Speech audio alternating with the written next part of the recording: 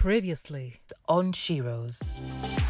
I think sometimes society and, people get in our ears and, they tell us that maybe you can't do it. Why are you doing it? Is this going to work? And those are the voices that drown our dreams sometimes.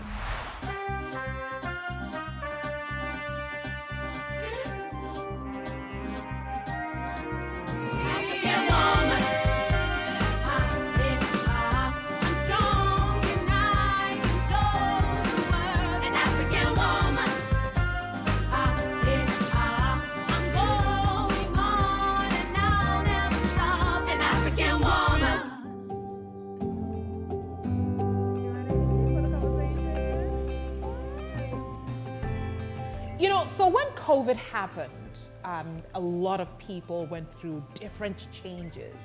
Some people lost their lives, may they rest in perfect peace. And other people kind of fell apart and then were able to put it back together.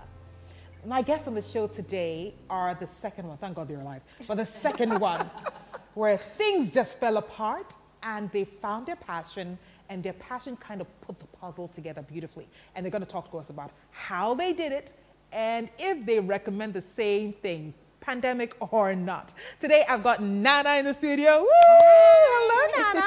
Hi, Anita. I've got my bestie, my new bestie, Korantema. I called her and I said, bestie. She's like, who is this? She's like, okay, Korantema, how are you? Very well. How are you? I am fantastic now that you're here. And the lady who made this conversation happen, Rahma, is in the studio. Now, I'm going to start this conversation by, we're spoiled. So you've got your, business that you started because of your beautiful children. Now you've got other people's beautiful children coming through. What's the bridge between Rahma, the mother, starts a business, and now Rahma, the business owner, has got to make this business work by engaging other people's children? How does it work? So my kids are my biggest critiques. Everything I'm doing, they are involved, but I tell them, don't touch the stuff. Those ones are for the other kids. So before I launch a box, so I have boxes for Christmas where the kids get craft activities, so they can make Christmas cards. They get crafty during Christmas or Easter. So every season has a specific box I make. And before I put it on the market, I'll call them, like, look in the box. Sample it. Would you like to do that? Oh, mommy, yes, I think this is nice. No, I don't want this one. Let's mix it and put something else in. So they help me. Yeah. They help me a lot. At the point when clearly you knew you had lost your job. Yeah. Sometimes I don't like to call passion projects hobbies, but sometimes they are hobbies before they become commercial entities. At the point when you knew you had lost your job, was your first thought to make Art Castle a business? I think I saw it coming. I knew I was going to lose my job because we're looking at the numbers and they were not adding up. So we actually saw it coming. So before I lost my job, that's when I started doing the boxes. And kids were at home. Parents were looking for things for their kids to do. The timing was perfect. So when we launched the boxes, or when I launched the boxes, everyone rushed for them because kids were sitting at home. The parents were looking for things for them to do. Yeah. And luckily, we could deliver to their doorstep. So initially, it was every month. Then I restructured, looked at what was working, what wasn't working. Then I decided to make it, okay, every holiday or every major holiday, then we can have a craft box. And then people started, when things opened up a bit, people started calling me for parties. Now we are booked almost every weekend. Girl! Did you bring your checkbook? Since you're always booked, but don't forget that your next thought, ladies, let me just dump this right in the middle. Can every woman pivot? Can every woman see the obvious or feel the obvious and take advantage of the time? Or do you think that a lot of women just are too fearful to try? Korantema. I think it's innate in us, in females. We can pivot. It's part of our DNA. We do it all the time. Being pregnant, having the children, when the doctor says push, you know that this is the time to do it. When your child is sick, you know when to, get in and do that. And even your businesses. When things don't work out, we just know it in us. I think sometimes society and, people get in our ears and, they tell us that maybe you can't do it. Why are you doing it? Is this going to work? And those are the voices that drown our dreams sometimes. But all women can pivot. Yeah. When we come back from the break, I want to talk about the power of timing, connecting with your passion, and the role of fear just before you pivot. We'll be back. Conversations worth having right here on Shiro's. There are people who lost family, who lost loved ones through COVID, and I mean, that was a sad moment.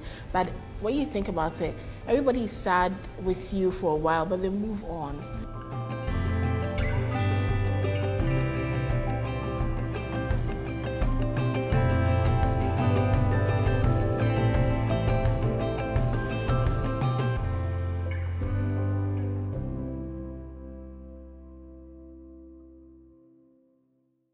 Previously on Shiro's.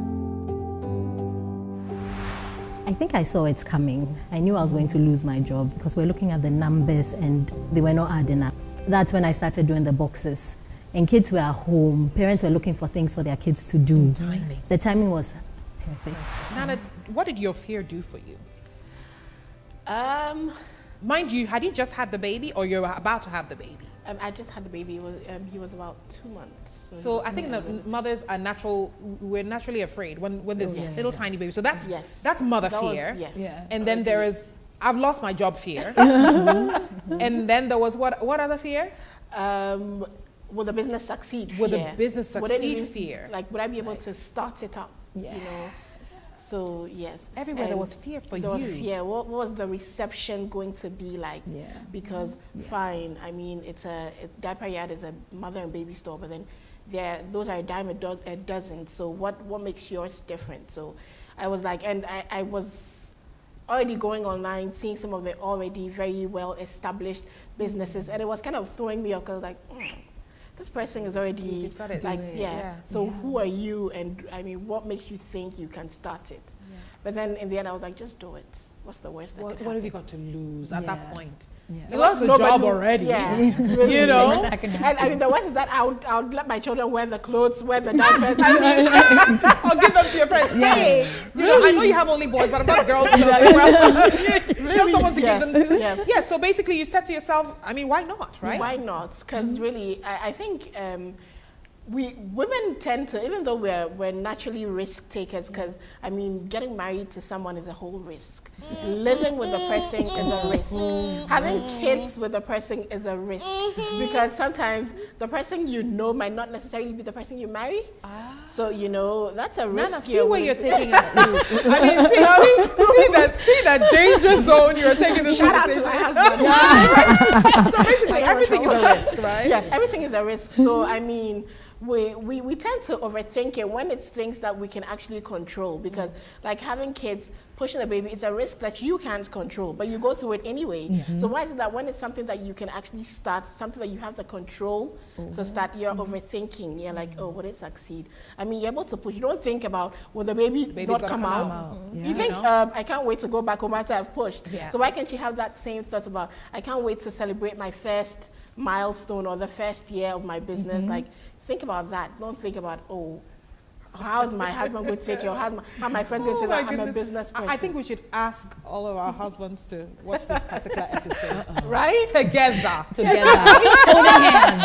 Holding hands. But, you know, Rahma, I think that it is you that I can probably most ask about the question of turning this passion into a profitable venture.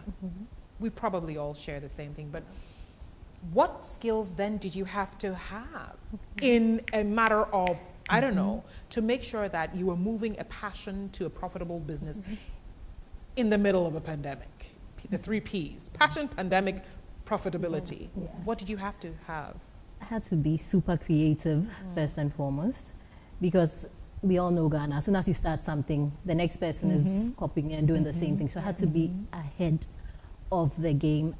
I got very involved with my social media pages as well. So my Instagram, I would post the stuff that we are doing. People would see the kids working on the boxes. So I had to really think about how I was going to advertise the product for people to see and people to ask and want the product. So personally, I think my creativity helped a lot, because whilst I was working on one box, I was already thinking about the next box. So you're moving. I was moving. I was already thinking about Christmas. What am I going to do for Christmas? What am I doing for Easter? And then summer camp. I just decided, you know what? I want to have a space where I can group quite a number of kids together and get creative every single day. 3 activities that the kids are going to learn something from. They're going to have fun. They're going to be engaged with each other, meet other people. When each of you thinks of the journey you've had to go through and thinks of the urgency of the pandemic and the, you know, very nice way that your passion happened to kind of put you on the right track, what would you say you've discovered the most about yourselves? Korantema, should we start off with you? Like, what did you realize that, OMG? Like, I can do this. Like, I can do anything I put my mind to it. Anything that you have an idea for, you can actually roll it out and people are going to love it. But just like that, though, you make it sound so easy. No, you have to find a space where there's, your niche is needed. And when you find that space and you feel it well, and your authentic self, and you're doing it and you're making people smile, that's it. You just have to find that special space to do it. So you discovered that, ooh, I can do this. I can do But this. did you not know that when you worked, I guess, quote unquote, with respect, a regular job, so to speak? Didn't you feel at any point in time that, ooh, I'm Korantema, I can do this? No, but this one, it's your own passion project. It's something that you have thoughts about. It's your ideas. The captions you're writing are yours. The idea behind all the baskets you're making for Easter, all the pouches you're making, all the tags you put on all your your customized products, they're yours. And how you just market a packet of like gum and make it, huggable to all the little kids that want to see it. It's your own little passion project. It's your baby. So it's different than something you've been trained to do. You just know A, B, C, D. This is the formula to make sure everything works. That's just for a regular job. But there's no formula at all. You're just going with it, but you're just being your authentic self. So however way people receive it, you're proud of yourself either way. Yeah. Yeah. You know, Nana, I think what you said that stuck with me is the fact that you're starting a business that is fairly already existent, right? What made you say, no, it exists, but this is my business and it's going to work? What was it about your personality? So what I really did was think about, there's always a need for something. So even if it's a business that 1,000 people are doing, you'd always have to think about, okay, so which aspect of this business is not overly saturated, or which aspect can I actually bring to the limelight, essentially. So that's one thing that I thought of. So then I was like, okay, everybody has a baby business. Everybody can easily run a baby shop, but where is there a need and how can I fill that need? So essentially, that's what I thought of. And I started thinking, I started creating maternity packages, essentially. So basically, when you're going to the hospital to deliver, you have a whole list that is given to you of things that you need to bring. And I thought, okay, pregnant women, you're almost due, you're already stressed, you're tired, you're cranky, every part of your body's aching. Do you really now want to go to town to go and look for but I know people who got their maternity bags ready at month 4. Okay, it's like, I'm ready to go. Those are special. Me, in the 39th, we're like, oh. Usually that happens when it's your first baby. Just when it's your second, you're like, I did it for both babies. I did it for both babies. It's like, I don't know, there's a video I saw online of when it's your first baby, you take like your whole suitcase. Oh my goodness. What is the second is a school bag, and then what is the third? You just take your phone and like, I'm out.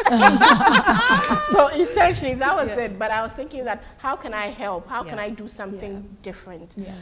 So that's what essentially I created, where now I put together like already made maternity packages. So all you have to do is literally grab the suitcase. I deliver it to you, grab the suitcase. I can even bring it to the hospital and come and stand and say, push, you can do it. You can do it. Yeah, you can and then look at the husband like this. So you did. What you have to do is, because everything that you think to do, there are already 100 people. There's nothing new under the sun, basically.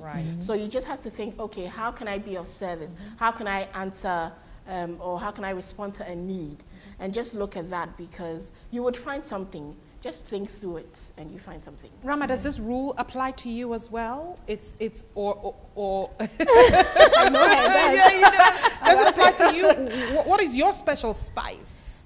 I would say bringing creativity to children. I was looking for a creative space where my kids could get creative, do arts and crafts, you make kites, just use paint, get messy. I know a lot of parents don't like the mess. Yeah. But I was looking for a space like this, and I couldn't find it. Craving I was craving it.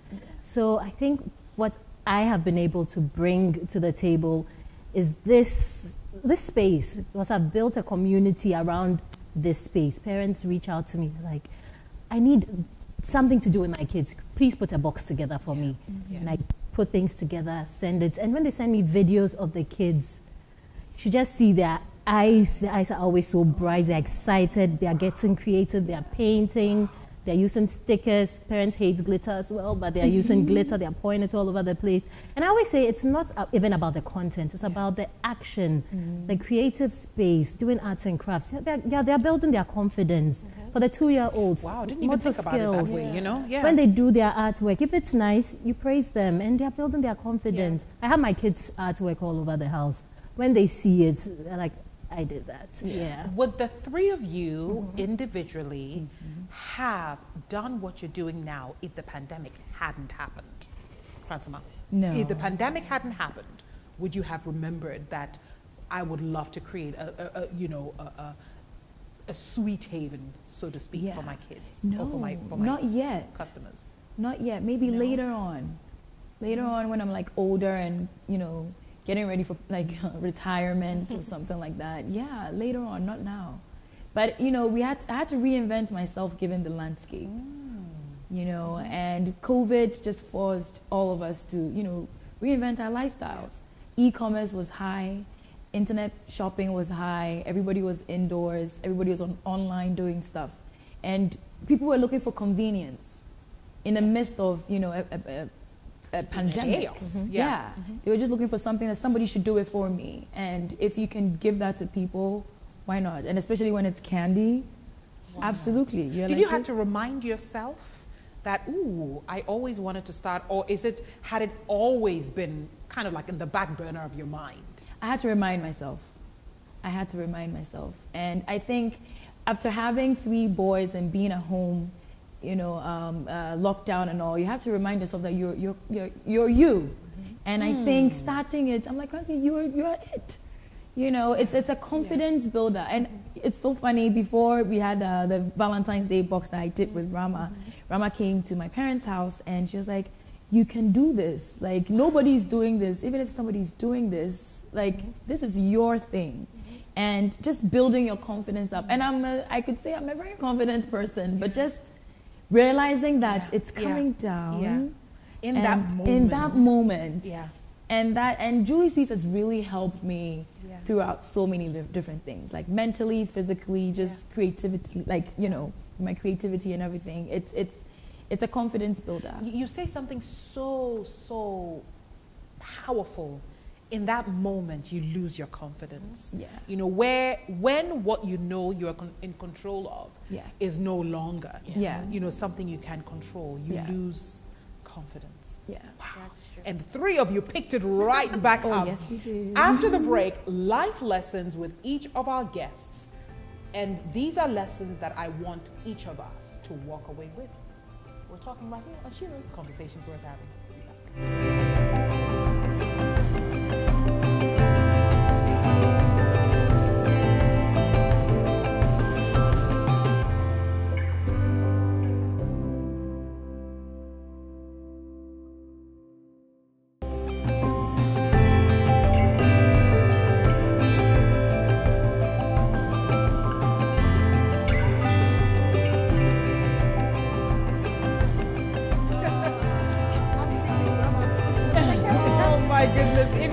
What happens here during the break and the things these women say off camera. Oh my goodness, I need to record and blackmail each and every one of you. But ladies, we make it sound easier than it really is. you know, two of you were going through, you know, childbirth, a wonderful time in every woman's life if you've experienced it. If you haven't, your time will come. And then discovering who you are as an individual, you know, and Rahma, you know, I love the fact that you basically just went back to what comes to you as a talent, a gift, and turned it into something profitable. But through these individual experiences, life was teaching each of you a lesson. Korantema, your life lesson, if you could give me 1, 2, or even 3 that came to you, that will now live with you for the rest of your life, what were those lessons? The first one is always be true to yourself. Be your authentic self. Even if people don't understand, they will understand. Not when it's all big and profitable, but in the process, people are always watching. They're watching. So it's important to be who you are, because when you're anybody else, you have to put up as you go on. The second one is always follow your gut. It's always, like, your gut is always right. Even if you don't think so, or it's good. No, I mean, it's good. It's good. Good. Yeah, your gut is always right. So if you have an idea that you want to follow through with it, and pray. Prayer. I've realized that, you know, prayer is always good. Your parents always tell you about it, but I've realized that just having a moment to yourself, like a quiet moment to yourself, even if it's not a prolonged prayer, just speaking to yourself and telling you that you can do this, and centering yourself, it's very important. Nana, your life lessons will be what? Well, the first thing is you can't really control everything. COVID taught all of us that, because we all had plans. You had 2-year plans, 3-year plans of where you envision your career, where you envision your family. And I mean, COVID happened, it changed everything, you know. So one, you can't control everything, and things happen, but when things happen, you just have to pick up the pieces and then move on. That's life lesson 1, because nobody's really going to wait for you. I mean, there are people who lost family, who lost loved ones through COVID, and I mean, that was a sad moment. But when you think about it, everybody's sad with you for a while, but they move on, you know. And if you don't try hard to pick up the pieces, nobody's really going to do it for you. It's not as easy as it sounds, but that's life. Yeah, that's life, and it's a tough thing to swallow. It's a tough thing to think about, but it's the truth. You know, that's the life lesson 1. And lesson 2, don't wait. If you want, just do it. That's my mantra, just do it. I literally just did it, because you don't know what's going to happen tomorrow. It's better to do it, because right now, if I even go back to 9 to 5 eventually, I'm like, oh, I actually started this, and I went somewhere, and then I moved on because I wanted to. You know, I would rather do it than maybe down the line 20 years, I'm like, what if? I mean, I'd always said I wanted to start my own thing. Why didn't I? You know, so just do it, because again, what's the worst that could happen? You might be broke for a few months, but you live. Or a couple of years. Or a couple of years. But I mean, nothing just put on makeup and then I tell you, you know, you'll be good. You'll be good. So life lesson 2 is just do it. Don't overthink it. Just do it. Think about it. There's a difference between thinking about something and I'm not saying just get up tomorrow and just put all your money into a business you haven't thought about. But don't overthink it. Because again, what's the worst that can happen? Good. Rahma, what about you? I mean, and these life lessons will live with you forever. What's yours? I have 3 of them, actually. The first one is positivity. So I've learned to be a very positive person. Of course, there are days when I'm down because things are not going the way I want them to go. But I've learned how to stay positive, stay in the moment. When I see a win, I celebrate my wins. I put it online. A lot of people who follow me on social media, they see me sharing positive moments. Or if I do something and it fails, I still put it out there and I'm like, I'm going to do it again till I get it done right. So there's that, being really positive. Secondly, self-care.